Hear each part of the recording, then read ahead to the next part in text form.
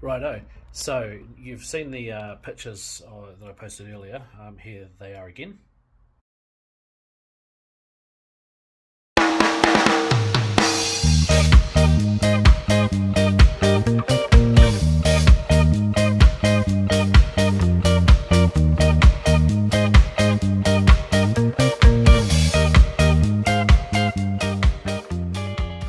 When I got this, that's exactly how it looked. So I first stripped everything right down to see all exactly what it was, and how it worked, and what needed to be fixed, what didn't work, etc., etc. What I did find is, I'll just flip the camera around. On the back we had this motor. The motor itself was wired completely wrong and didn't work. The guy sent a replacement motor, so I now have both those motors working, the old one and the new one. There was no cover. I've built a Perspex cover over the top to stop all the water flying everywhere. This thing was rusted hard and solid, so I got that all moving, and now with a bit of force you can slide the rock back and forth across the saw blade. The fittings were all British Imperial, so that was a bit of a challenge to find the right fittings. I had to run around a whole bunch of shops.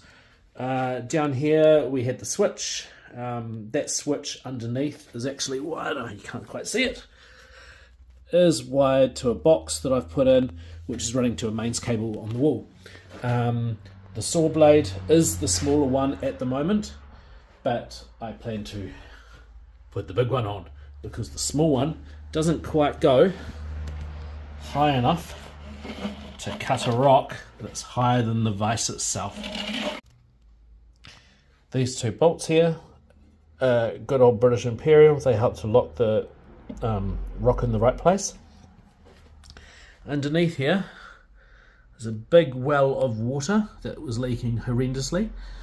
What I've done is cleaned it all out from the inside and sealed underneath with new Imperial bolts, new rubber gasket all the way through, and if anything comes loose as far as the motor goes onto the belt spins round, drives the saw blade as such. Isn't that fun?